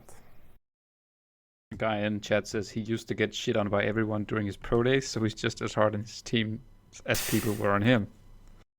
I don't know. I think he's like from the League of Legends side, what I followed like briefly because he has like perks. He's a Croatian like League of Legends player, so I kind of followed it a bit just to hear like what's that guy up to. He's kind of a good player or something, I guess. So from his side, they're like very good relationship, like talking about everything. Ocelot's helping him out when whatever like life situations. Blah blah, helping him develop as a player, as a whatever professional, stuff like that. So I don't feel like he's like some absolutely, I don't know, Donald Trump of esports or something like that. So he's just gonna like shit on anyone just because he can. So I don't know. I feel like he's just honestly disappointed as a person that invests a lot of himself into a project. So he just wants to release that into the world and to the fans of G2 and like his personal fans and stuff like that. I guess kind of a reason why I actually condone the tweet, or at least I'm not that offended by it is that he's actually saying stuff that the players should be saying, right? Because every time we talk to G2, they're coming into this new another tournament. They don't really do that well. They do have some great results, but they don't really. It's not G2, right? It's not what you'd expect from a team that's now had, I guess, 5 or 6 months to do well. They said before the major, oh, we're not ready yet. Okay, if you're not ready at the major, when the hell are you going to be ready? Yeah, that's so. My point is, I mean, at least he's saying something, right? Because he's saying what the fans are thinking. I'm thinking that. Yeah, I mean, the thing is, when you come into the major and you hear like Smiths and Shocks, Kenya saying like, oh, we have like 3.5 maps kind of okay, then that doesn't make sense. Like, how can you be a pro team for like 4 or 5 months, have kinda 3 to 4 maps ready? That's just doesn't make sense. I don't know. You should do better than that. I agree. I feel like it's just like a classic French lack of effort than anything else. Because if it is that, then like the tweet for me just makes absolute sense. Let's ask the chat then. What do you guys feel about that? We have a poll up on that. Do you think it was okay to tweet out as a CEO of the whole organization to say that your team is basically pretty bad? So give us your thought. Someone was saying something, I forget. Was it you, Bleh, or was it Lucas? Yeah, just wanted to add on to that. Right? I personally have no qualms with that tweet. I think it's fine. I think it's fair enough because let's look at it. He has put in quite a lot of money out at Zoom and also would have spoken to these guys earlier on saying, all right, what lineups do you guys want to make? Because I'm assuming here, making an educated guess that Carlos himself didn't make this lineup per se, right? He picked a couple of these players and they talked to him like, we need to get this player. I think you know who made the lineup really, right? Yeah, obviously, but I'm just going to bring his name out here. But here's the thing. You make that lineup and it's like, I'm going to win you events. I'm going to give you these events. I'm going to make us a top 3 team, blah, blah. And let's be honest, like looking at all the games you played, they kind of faced off against some of the better teams, right? The teams who eventually won or, wound up being runners up. Kind of unfortunate for them. They were actually a little competitive, so to speak. I think for Cologne, for example, I think they lost to Big, who went on to the finals and all that. But that's the thing. If you look at it from that perspective, sure, they came close. But bottom line is, as a CEO, you want a team to win or at least be top 2 or top 4. They haven't been top 4 at all in any of the events they've played in the past 5 months, if I'm not mistaken, something like that. So that is pretty, that's got to be a little disappointing. And I think maybe it was a little emotional or whatever. I think the tweet is completely fine. They have disappointed because you look at the team, look at Shocks, see Kenny S, you expect that team to be a top 5 team. But then again,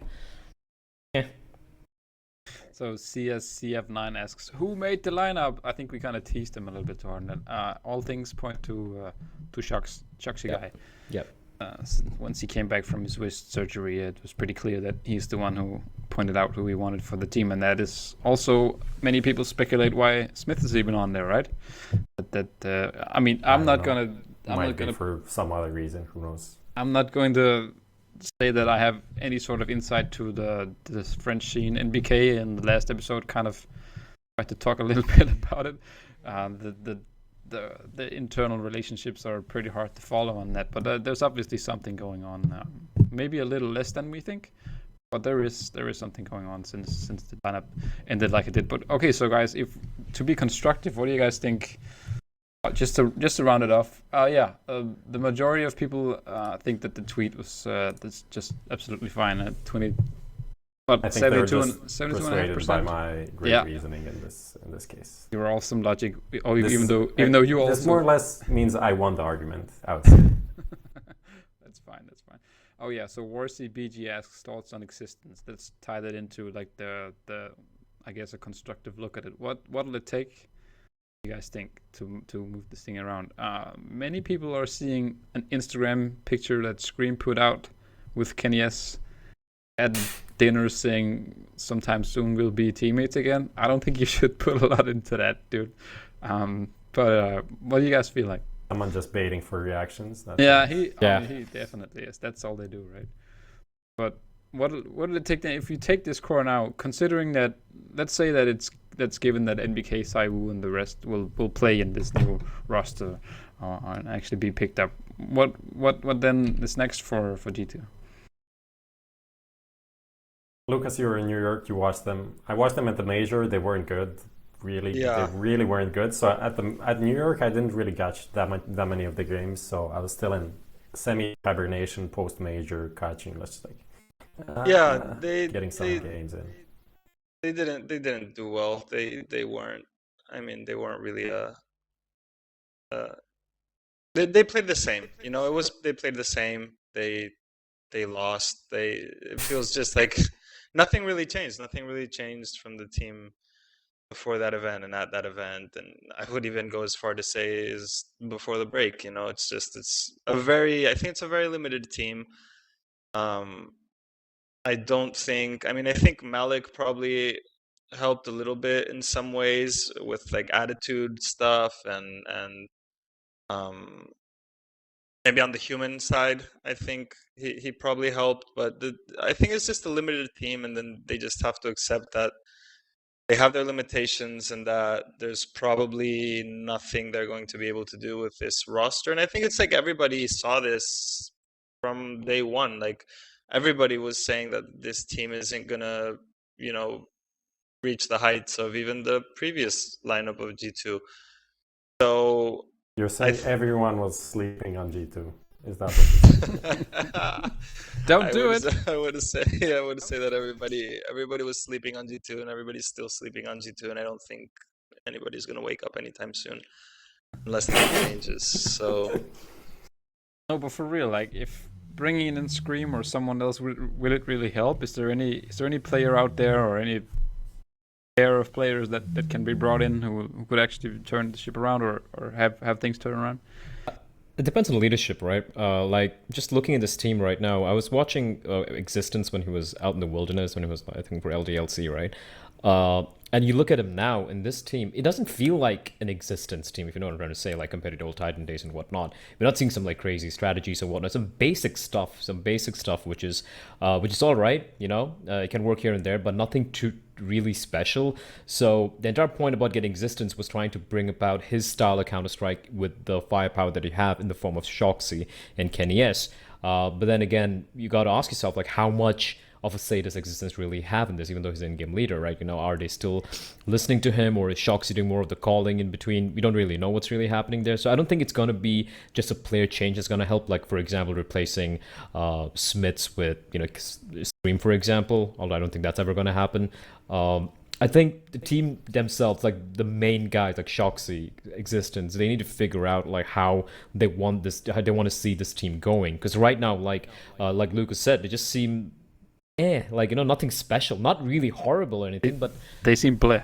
Is that what you're saying? they seem bleh. They seem pretty bleh. There you go. Boom.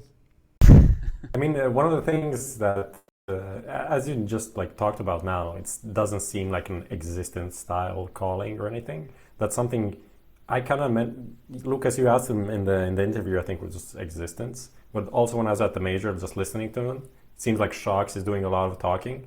Like, did you have the feeling like Shox is like semi-calling for G2 right now? yeah, so basically the way Existence kind of broke it down when I talked to him is he said Existence does a lot of the kind of like out of game stuff, or like at the beginning of the round he'll kind of, you know, set the basis for the way the round's going to be played, and then Shox will kind of do a lot of the mid round, and he'll be, let's say, so Existence will be the guy who sets the round up, and then Shox will be the guy who tries to kind of find the weakness mid round, like to make a play or something like that. So that's kind of the way it's working at the moment. All right, I think we're not getting further on G2, are we? We're not going to be solving their problems, and not on this show anyway. I wish we could, though. Any other? I mean, obviously there's Scream and Fnatic are just standing in. Are there any other teams you guys see making a roster change? We've been through FaZe, we talked about, and there's been the whole Danish shuffle. Anyone? I'd like to hear the thoughts on Twist. What? Because Twist, No. Fnatic, because I think he's a guy who, he's kind of like the eternal promise. Like everybody always wanted Twist on teams, and then he kind of got a few options and then never really like solidified anywhere. And I think maybe it's a little bit too late for him. Like, I kind of get that feeling. Like his prime probably got wasted away a little bit. Do you guys have that same feeling? I agree. I think I touched upon this a while back, just talking about Fnatic, that it's great that he's been picked up now, but we really haven't seen him do much. Whenever we talk about Twister, talking about 2016 Twist, so to speak, like when he was showing all the promise and people like, yeah, you got to pick him up, but he never really got the opportunity. And I think it kind of just like, what was the team was playing in Red Reserve or? Yeah. No, yeah, I think it was when Red Reserve, right? No, Got it's some. Red Reserve, yeah. Yeah, like you're stuck with some potentially good players, but they're all playing tier two events where they're not even winning them, for example. And I think I agree, he kind of seemed to have wasted away. But we all know what he could do, when he was hitting his shots, when he was really peaking. So hopefully this change could be a motivational factor. It could really, bring out the old Twist. I really want to see how this plays out because I personally feel that Twist is a more well-rounded, a better player than Draken is right now, at least. Yeah, I mean, I can agree. I mean, my general issue with Draken is just his weird oppings that 30-degree window. I don't think it can work with any teams that wants to be like top 5 or something like that. Just isn't consistent enough in hitting the shots. I mean, he gets the kills. You get to look at the stats. It's good, but it's just not working on a round to round, like situation to situation basis. And I don't know why or what's going on there, but it just isn't working. I think Twist is the thing about his kind of prime. He's 23, so he's still pretty young. Has a lot of experience. That's good, but it feels weird in terms of like his motivation, and he's definitely not too old to just play the game. Like his reflexes and everything can be great for like 3-4 more years without any issue. He's been like a mega star player or whatever. It just feels weird that he didn't do the moves, didn't go to teams when he had the opportunity earlier. So the question is like, what made him do the move now? Like, what changed? Is there anything that changed? Did he just like get bored with Red Reserve, or is there something like? Did he just go for a bigger salary?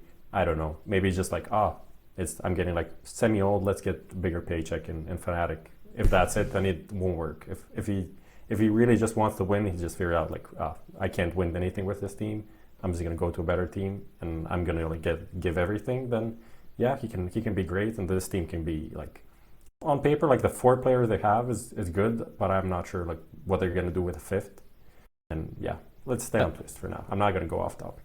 No, I agree, and let's look at it from his perspective as well, right? Like whatever place he was at before Fnatic called him up, he at least gets the opportunity to play with Crims, to play with Fnatic, the org, the name behind it, too. And Crims is still fucking phenomenal right now, right? And then of course JW can have his moments as well. So I think it's a logical choice. It just makes sense that he would definitely pick up this offer. Yeah. Even though, like, I talked to JW at the major, and he said like they offered Twist a position after Starseries, which was in February, and he didn't want to take it, which is very weird because I mean Fnatic had some issues then, but it's not like they're any better now than they were then. So it definitely was right now, yeah. Yeah, so I don't know. It's interesting. A good period in between though. Snick wants to ask, and I think this is with the last team that we're going to be talking about, but it also ties into the next subject. But Renegades also made some moves, right? Trying to complete almost anyway the Oceanic roster. I'm so upset by that move. I was so upset, honestly. Yeah. I'm just like, number one, dismantle the best Australian team, taking out the Opper. So upset. Like this, how can this team now function? And of course, Order just like set up their team with Liaz and Ints, which are like 2 of the top 4 players, top 3 even, with Gratisfaction. Let's take out Liaz. Now that team doesn't make any sense anymore. So that's all destroyed. Classic Renegade, just destroying Australian scene. Yeah. But classic. So and then they bring that, and then they leave Jakim. Yeah. Don't even bring in Dexter, who's the in-game leader. Just why don't you just bring in Dexter and have a full Australian team, have an in-game leader, have an opera, have all the best players. But no, now it's gonna be like Azar leading, and then it's gonna swap to JKS in 2 months. Everyone's gonna play like shit. Then I don't know. Then they're gonna something stupid's gonna happen. And I think they don't want to maintain a full Australian. why don't you just? But they kind of want, because they just brought in 2 Australians. So what's the point? I mean, it's not like these 2 guys are gonna be on any like top 5 pro league level. They're gonna get pretty wrecked probably in the first season. So it's a big like. Are we losing Prof now? Risk. Yeah, I think we're losing. So what? Bro. Fuck. Once again, emulating the Australian ping to European servers, just like last time you were talking about Australia, right? I actually feel a little optimistic around this. Like, Prof seems very, very cynical. But okay, here's the thing. I personally felt before this entire roster thing happened that Renegades would probably be better off picking up a full American team or something and just kind of letting JKS and Naza and Estilo go on to other teams. I still think these players have the potential. They're still very good. I've seen them, really step it up when they need to, but just not in this particular configuration. But now that they've picked up these two guys, Gratisfaction and Liaz, yeah, sure, they fucked two teams over down, in Australia, which Renegades do all the time. But I mean, individually speaking, these two guys are pretty decent, right? But then again, all the performances have been, you have to have the caveat that they played only against their domestic competition, against some Asian teams here and there, and you all know my feelings on Asian CS, right? So I personally feel, and also they are kind of undefeated right now, in EPL. Although they just played 2 maps. Yeah. I want to still see this play out, right? I still want to see how they really fare, because Hunger, I know, it's not a very objective metric, but this is a huge opportunity for these two guys. And Gratisfaction, personally speaking, although everyone wants to, jump on Nifty's dick, and I think he's a pretty decent player, he's a pretty good player, he has his moments, Nifty 50 and all that. Yeah. I think it was just too inconsistent as an AWPer. And I think Gratisfaction, yes, it's against much worse competition, but I would, as an in-game leader, I would want to have him rather than someone who can drop a 50 bomb, but otherwise just might be really, really quiet, right? So I'd still want to, just wait it out, just wait for a month or two, see how they really fare. Yeah. So let's see if we can bring back Prof here. Are you with us, Zvonimir? Can you hear us? Yeah. I'm pretty sure this is down to our producer, because everything's fine on my side. I'm joking. It's not. Rip me. So, just so I don't know if you noticed while you were gone, but there were a lot of Fs in the chat. So, respect for you, I guess. Candles were lit. What can I say? Candles Grand total of 4 Fs. Yeah.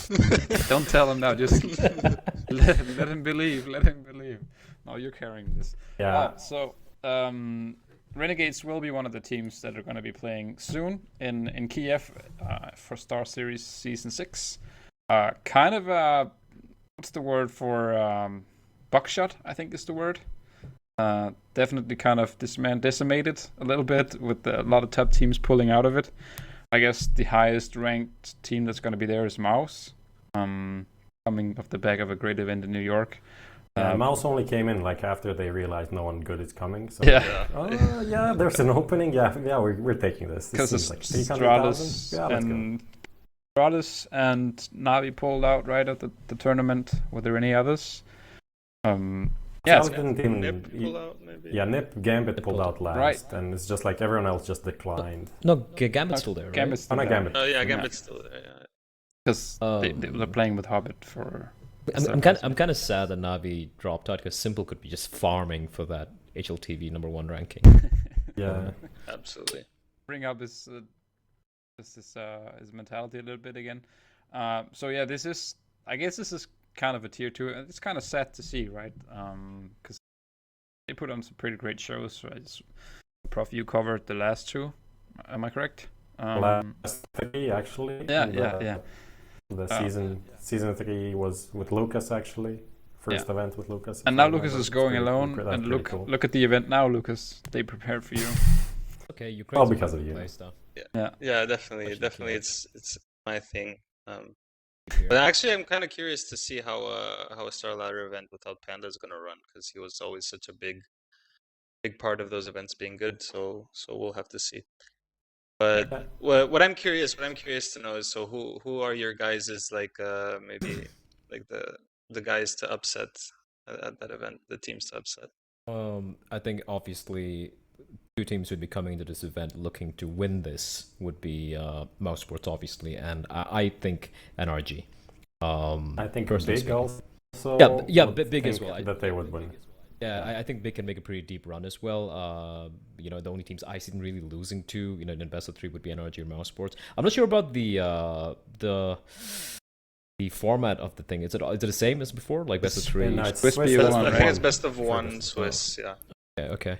Yeah, so I think that's it's a story of a few teams, right? Like we have these Mouse Bros, NRG, and Big, and how deep they can go, and complexity, of course, if they can replicate their showing. And for the rest of the teams, it's about, you see a lot of teams who really have kind of struggled breaking out from the tier 2, tier 3 thing, so to speak. Like Ents, I know they had one great showing. We have Imperial, Fragsters, they've struggled, Sprout, Optic. Like these are teams who have a point to prove here, right? These are teams who would really want to make a mark, and this is a perfect opportunity. You don't see any top team like the top 5 playing. We have Tyloo, for example. This is an opportunity to win an event, man. Like you don't really have any great team who can topple you, apart from maybe Mousesports, maybe NRG, or even Big, for example. So I think this is one of the better tier 2 events. It's one of the event where there's quite a lot at stake for each of the individual teams, let's say, than some of the DreamHack Opens or some of the smaller events which we see.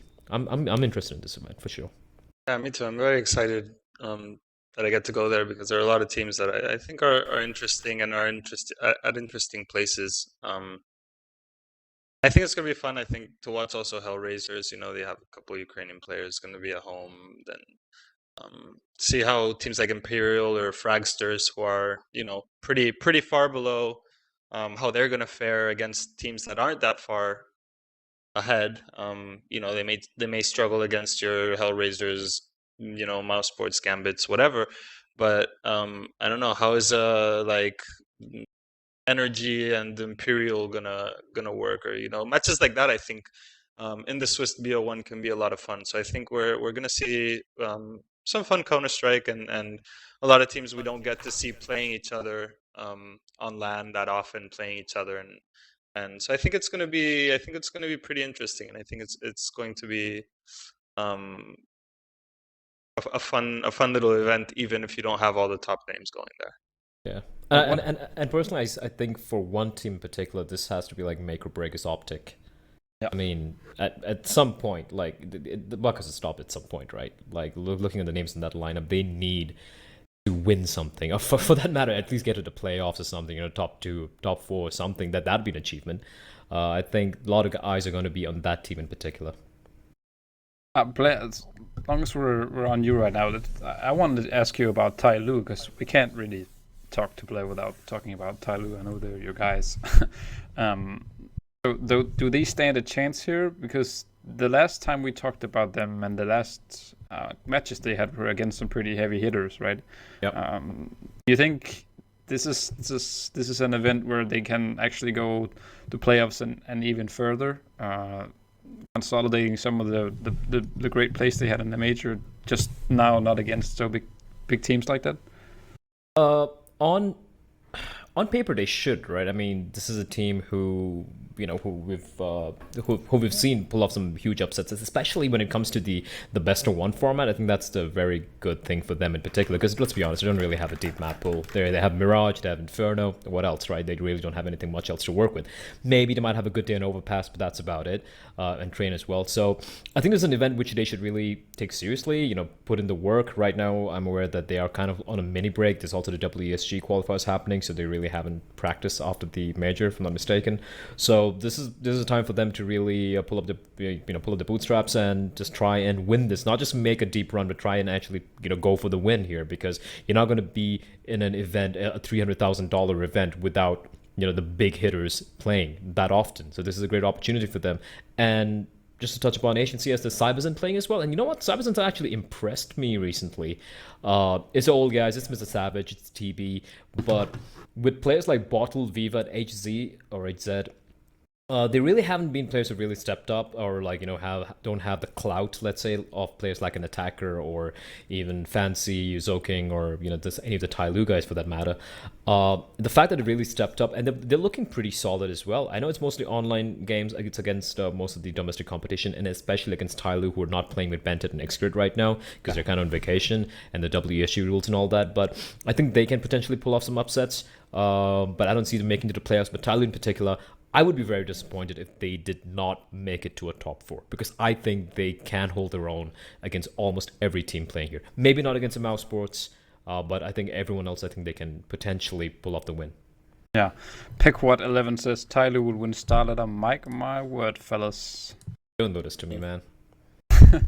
Don't blow your expectations. I think Prof is back with us. Yeah, I'm just you a noticed- picture now. I'm just Yeah. a picture. I don't know what I to kind of say. like this actually. This picture looks so dumb. This is literally the worst thing ever. Why did I send this screenshot? You Literally, look like like- Twist. You look like I'm Twist. regretting this so much. Look at this. Just to notice, he actually picked this picture from himself. You kind of look No, I'm just like screenshotted my webcam because that was almost like a crazy. little, maybe a I don't little, like taking pictures of myself. a little What- condescending, maybe, like a little feeling a little bit. Well, look, at above least I everyone. can like take off this stupid shirt now, and it's so hot in this room, so might as well go naked. I'm talking to you.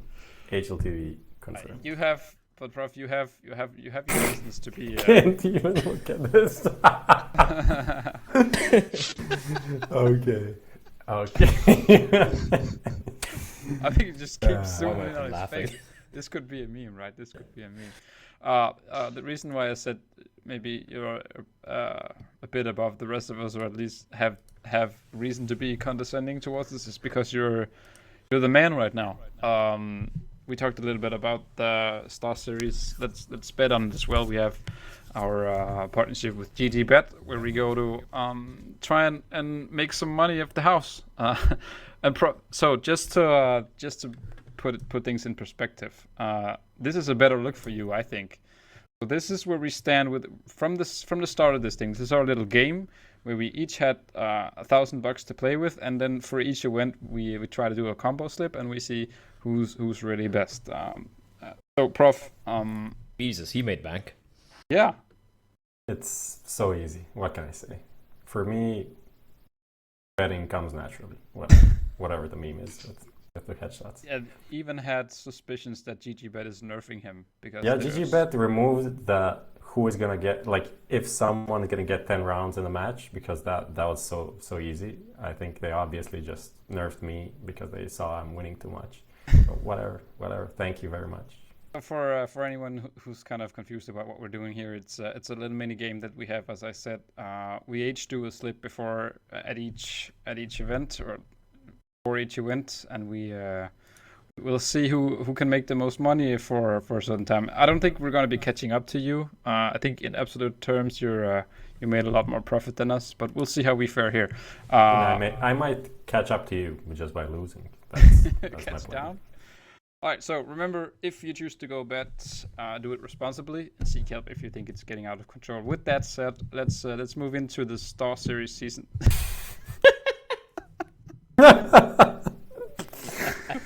This isn't the right slide. This is Thank just you. very much. Croatia things, right? Yeah. This is really Like, it setting- was working so good the whole day. Like, Yeah. better than the internet I had for the last shows, and now suddenly it's broken. Thank you very much.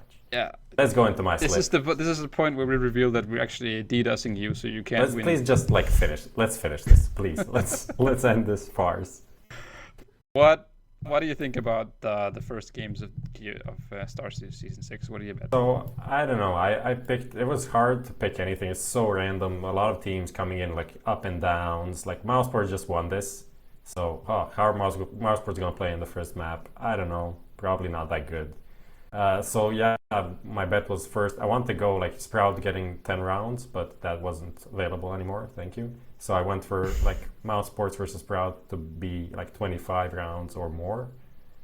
Just the feeling I have, Sprout have the new player coming in, which is kind of sexy German, having good stats. Let's see. I think they can take some rounds. Maybe I think this is like the riskiest one.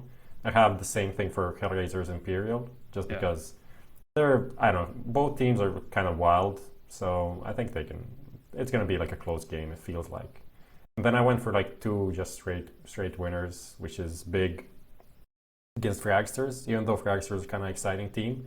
Looking forward to seeing them, but I feel like Big just are going to be prepared enough. It's the first game they knew the draw like a week in advance, and Fragsters, like these tier 2, 3 teams, don't have like that much depth, so I think it'll be like a perfect fit for Big to play against them.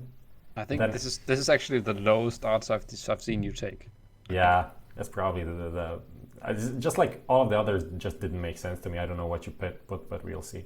And then for the last one, I took Ents against Tyloo. I just feel like Ents will do the veto maybe correctly, and they're gonna end up like on a train or something like that, and that's like a good map for Ents, a bad map for Tyloo. And Tyloo also, they were at this Chinese event, I think the WSG qualifier, which they played like in a half Tyloo, half like mixed roster. Yeah, they couldn't play with the They Indonesians. couldn't play for the Indonesians, so they probably are not coming like mega prepared into it. So I think Ents can take the win. I think that's like the easiest bet. Maybe I just should have taken that and like put a massive Put stake your on it. entire $750 of winnings on there.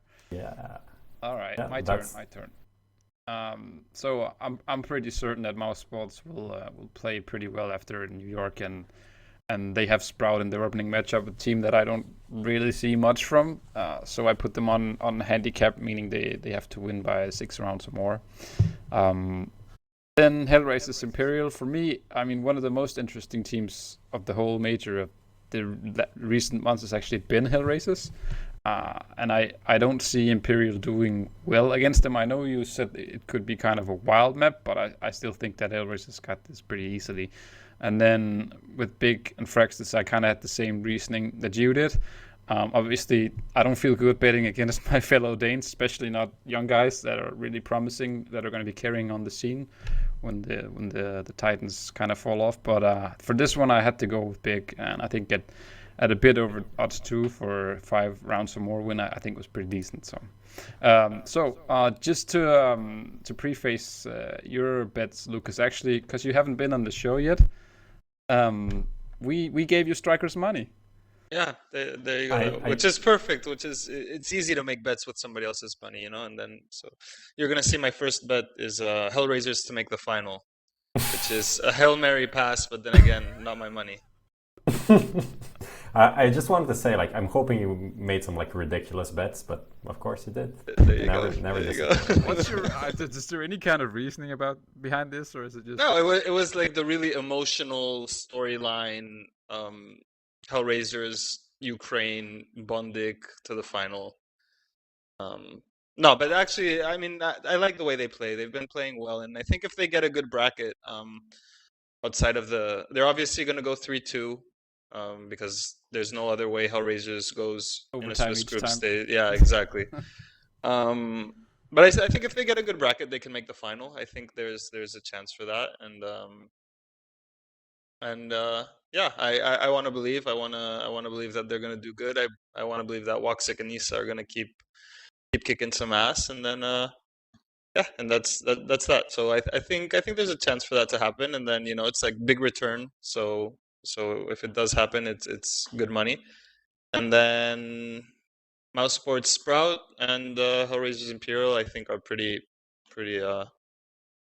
safe picks. I think for the opening matches. Oh, okay. We'll see what you do with Striker's money then. I mean, Probably if you, you well, can't he's do gonna worse go than him, though. That's the thing. Striker. Yeah, you He's can't. above me, man. Why would you say that? Oh, sorry. We're kind of following you, just kicking off. All right.